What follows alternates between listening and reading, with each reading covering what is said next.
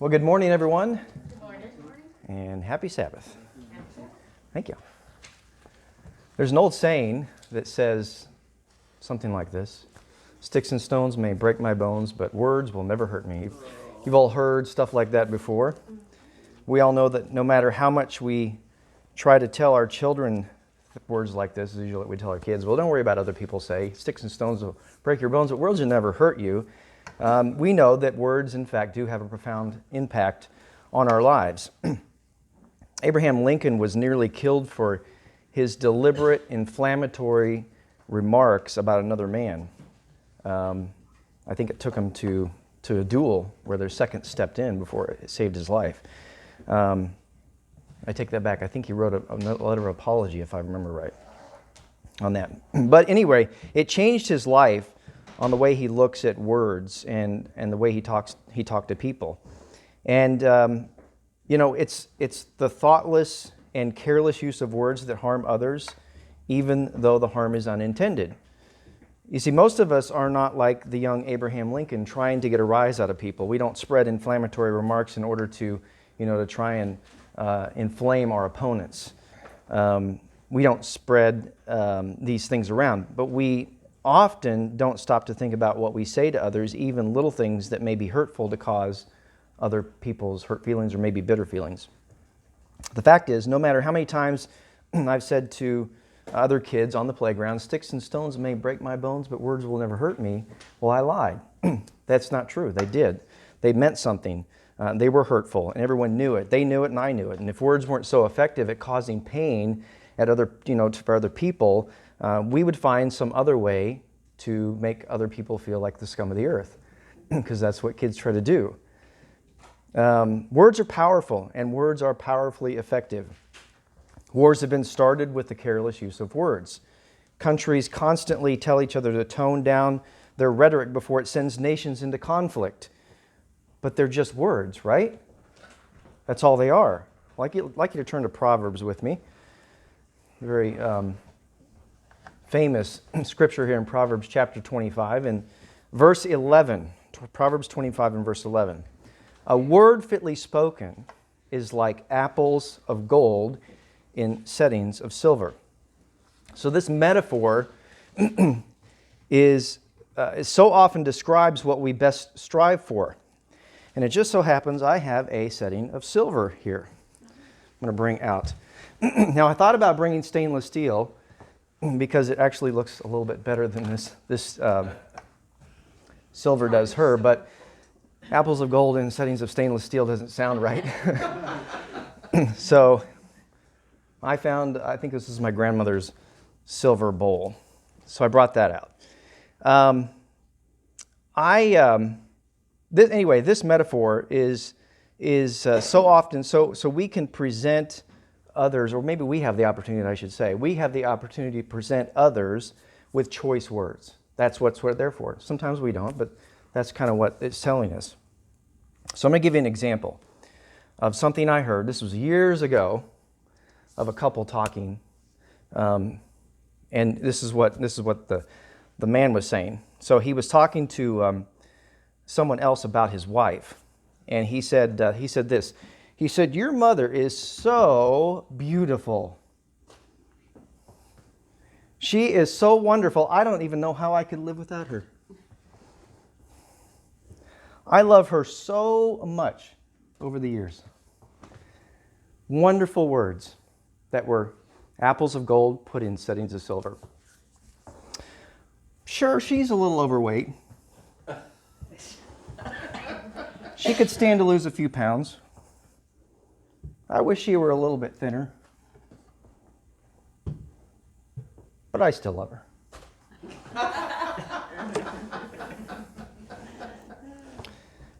So, we've all done things that we shouldn't have done, said things we shouldn't have said. This particular couple had been married for a long, long time, and the wife gets, "Happy anniversary, why don't you lose a few pounds?" Right? So that's not the way we really want to go about that. I've learned in my married life, weight is an off-limit subject. You don't talk about weight. I didn't understand this in my single life. It didn't really penetrate the brain. But I've learned, don't go there. And if you haven't figured this out by yet, right now, men, you've been hiding your head in the sand somewhere. This is not, a topic for discussion. It doesn't matter how kind you are, and when you say, you must have lost weight, you look great. And they'll get a big old smile across their face thinking, that's great, he thinks I lost weight, but what do you think I looked like before? What was he thinking before? Did I look like a cow or something? I've lost weight. No, that's not what it is, but inevitably that's sort of the thing that comes to mind. You see, even if you were trying to reassure women on their weight, you don't weigh that much. I weigh 3 times as much as you. That doesn't matter. That doesn't really help the situation. So that's really a topic not for discussion. I remember there were several years ago that I was at Walmart here, and there was somebody I knew, and I thought they were pregnant, and I was pretty sure they were pregnant. I was really, really sure they were pregnant. And I was going to say something to them, but then this thing hit me, and I said, no, don't do it. Don't do it, because you don't know. You don't know if they are or not. And I didn't want to offend them. And let me give you an example of something that happened in this vein of thought several years ago. This is in California, and I know there was a group of people ladies standing around, and one of the minister's wives came up to the group, and she said to this lady, she said, oh, when's the baby due? And the lady looked at her and she said, I'm not pregnant, I'm just fat, okay? So, these are things that you just don't want to throw out there, And then when someone came up into the group, she leaned over to the other lady and she said, don't ask Susan if she's pregnant, because she's not. Right? So these are things that you really want to stay away from. I missed the story. Okay, let me go back to the other story. In the store with the pregnant lady. So I wanted to say this if she was pregnant. And that's when I learned, no, you don't do that. You wait till they're really, really pregnant, very pregnant. Then you can say something. Or maybe just roundabout hint at it. Something like that, right? But be careful. Just be cautious. So weight issue for women, just leave it alone. Just period. Just don't. You'll be much happier. Your wife will be happier. Everyone will be happier. All right. So maybe one of the easiest ways for us to not use our words wisely is in our support and help of others who are afflicted with health problems. There was an article written by, actually I think there were 2 articles, written by Don Hooser several years ago in the United News, and covered this very topic. And he said one of the worst things that we can say is, I know how you feel. I know how you feel. And I said this to an individual several years ago who was going through a trial with their child, and I didn't find out till later, but he thought to himself, how in the world would you know how I feel? Until he found out some of the stuff I was going through, and then he realized, oh, that's why you could say that. But at the time he didn't know that, but this is what he was thinking. So let me go back here to Don Hooser's article. He said, no, let me skip that part. Let me give you an example. I know how you feel. As long as I live, I will never know what it's like to go into childbirth. I'll never know how that feels. I'll never know what you ladies went through. I'll never know what it was like to feel the contractions or to be in labor for 12 or 24 hours. I'll never know what it's like to push for 5 hours like my wife did. I'll never understand that. And there might be a handful of people who would understand what she went through. This is just something that everybody's experience is somewhat different. I have never experienced, and hopefully I never will, cancer like some of you have. I don't know what it's like to go through those experiences. So perhaps the best words that we can have for somebody is to say, I'm sorry that you're going through this. I can't imagine how difficult it must be. I don't know what it's like. Is there anything I can do to help you? Is there anything I can be there to talk with you about? Offer those kind of things. I'll be praying that God heals you. Those are some of the things that we could offer. And it's too easy to assume that we have the answers to other problems.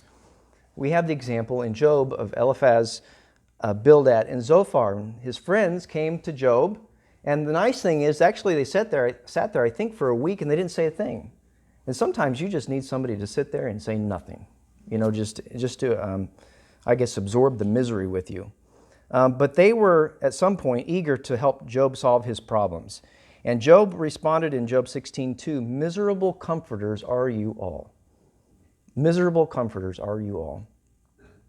We are very well intentioned, but sometimes we're just uninformed or misinformed. And we often assume that we have the answers to other people's problems. One of our writers in the United News wrote several years ago, "I wished many times that for the humor's sake, I had kept a list of remedies, rubs, and recipes that had been given to me, pushed and offered for sale to me. But it wasn't funny at the time. People came with sincere eyes and dramatic stories, making me feel guilty for not trying their cure. Friends should stick to giving the level of support that only friends can give." So, you see, we may think that we are helping someone else by giving them a home remedy, but we might be undermining the confidence they have in their doctor or somebody else that's trying to help them solve their problem as well. And we might be the one that's flooding the hurting person in more remedies than they could ever try in 5 years. I know when Faith was coming about, we had more remedies than you could imagine come through in letters. I mean, just gobs and gobs of different things. Some were just completely way off. I mean, didn't have an understanding of anything. But I know they were well-intentioned. It's definitely true, well-intentioned, but misguided. Don Hooser goes on to write, he says, "Often a person gets on the bandwagon for some cure because he thinks it helped him or because he has read sensational claims, advertising, or testimonials, but then feels like a white knight on a mission to save his ailing friend." And maybe that's someone that you, maybe it's not a close friend, maybe it's somebody that's a distant acquaintance or something of that nature. If anything, the best words of encouragement would be for them to maybe get anointed and get the problem checked out, something of that nature, rather than trying to, on the spot, try and fix it and see what you can do about it. Now, there might be a time for that, and there's not a time for that. But I think we need to be careful, not only with those in the world, but with our own church group as well. And I'm going to tell you, probably with our own church group, I don't mean this group here, because I think we're all very close friends and we all know each other very well. But if you go to the feast, you have people that you don't talk to on a regular basis. They're acquaintances. You get a bit closer to them and you feel a connection because you're in church with them, and you might feel like, well, I can give them every remedy that I've ever experienced, because I can fix your problem. And I think it's easier to offend someone unintentionally within our own church group. And I want you to think about this for a moment, because many of us have friends in the world around us, but we usually gravitate to those type of people that are most like us in the world, right? So people with similar hobbies, similar interests, maybe it's a similar socioeconomic status, similar work styles, all those kind of things. We gravitate sort of those type of people. And people that aren't like us may choose not to befriend us. Maybe we connect with somebody and they reject us because they don't find any similarities between us and them. And we may have casual contact and they decide to go their own way. But you see, the thing that brought all of us together in this room didn't have anything to do with similar hobbies, similar interests, similar socioeconomic status, right? The thing that brought us together in this room was the Spirit of God. God brought us together with all of our various different backgrounds. We're so different, and some of our personal interests are different, and we might have different friend types in the world than we would expect others to have. So when you get people that in the church that are brothers and sisters that come together in this common interest, sometimes other things don't mesh so well, right? So if you're at the feast and you have all these people, you say, well, that's my brother and sister, and they are, but maybe they're quite different, and we don't understand that. So, our friends in the world might rather enjoy telling, I should say this, maybe they would enjoy us telling them how fat they are. Maybe that's okay, with our friends in the world. We can rib them and we can joke with them, and I have a friend who I can go to town with, and we can talk about that's funny. They might enjoy our cynical wit and verbose exposition on why pine cone needles are the next best thing to heal any ailment you might have. And that's why they're our friends, right? But not everyone might enjoy my cynical ribbing.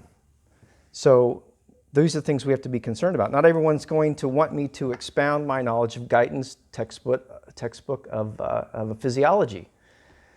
You might not care about that, and I don't know much about it anyway. But see, those are different interests we might have. So we just have to be aware of each other.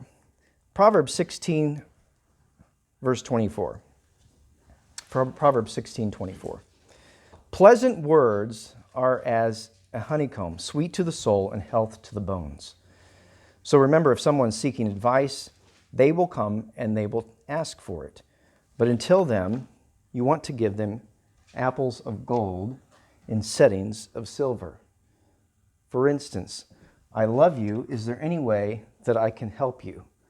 I will be there for you if you need me, and I will be praying for you. That's the way you put apples of gold in settings of silver.